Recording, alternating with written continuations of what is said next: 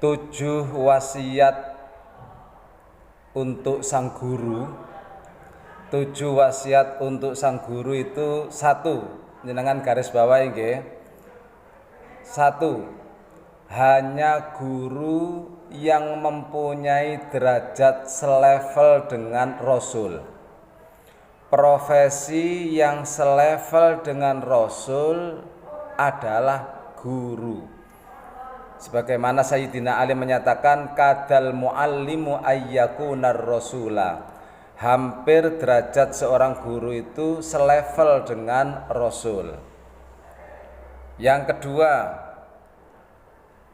satu di antara keajaiban guru, sampai kapanpun guru bila melihat yang lebih atas, yang lebih tua, yang telah mengajarkan beliau, sampai kapanpun kapasitas beliau adalah sebagai murid.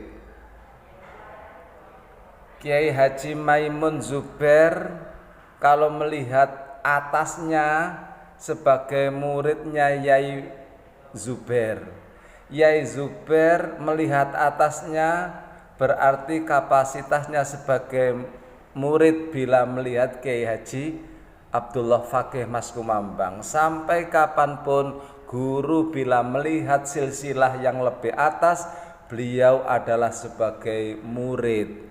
Namun sebaliknya, bila melihat yang lebih bawah, guru berstatus menjadi seorang guru. Jadi ini antik lah begitu. Guru sampai kapanpun, setua apapun, sesenior apapun, kalau dia melihat yang lebih atas, kapasitasnya sebagai seorang santri, seorang murid. Ini kan satu keajaiban lah begitu. Yang ketiga, ilmunya Allah itu diberikan kepada guru, agar guru ini memberikan nur Allah kepada muridnya.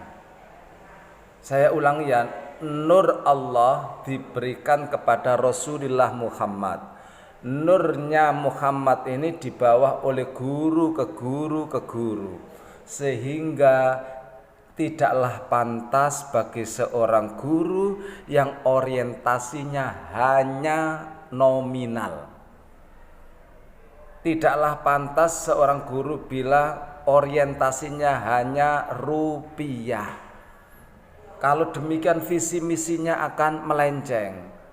Memang kita ini manusia, butuh makan, minum, sandang, pangan, papan. Tapi itu jangan dijadikan maqasidul a'dham, tujuan utama.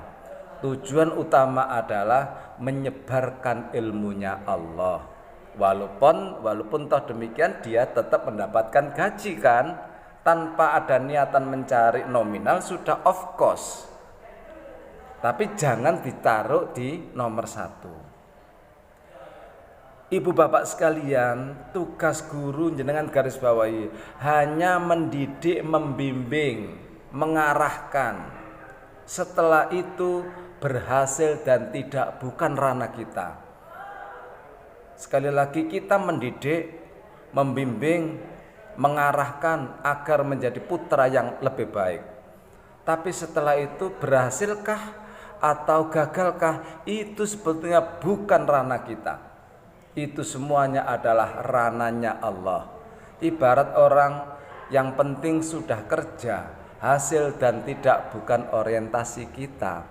Orang sakit wajib ke dokter, wajib minum obat, sembuh dan tidaknya bukan urusan kita. Itulah ranahnya Allah. Yang kelima, ibu bapak sekalian, jangan sampai membusungkan dada bila melihat siswa berhasil. Jangan sampai menyombongkan diri bila melihat siswa kita berhasil.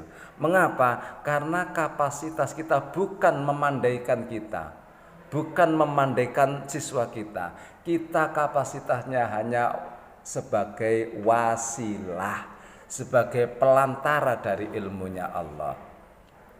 Yang keenam, ibu bapak sekalian, ibarat mengambil filsafat seorang petani. Petani dengan bibit yang sama, dengan pupuk yang sama, dengan perairan yang sama, dengan pengawasan yang sama, pokoknya serba sama. Buktikan, tanamlah beberapa pohon, bijinya sama, pupuknya sama, perairannya sama, pengawasannya sama, semuanya serba sama. Finishingnya, hasilnya tidak sama kan? Itulah filosofi kita mendidik putra-putri kita.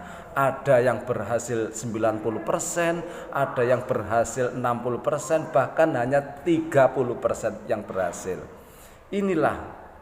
Tapi ibu bapak sekalian, yang ketujuh ini, jangan kita menganggap yang 30% itu tidak berhasil. Inilah kadang-kadang kita ini melihat sebelah mata. Kita kadang-kadang melihat sebelah mata di saat kita melihat siswa yang pada saat itu tidak berhasil.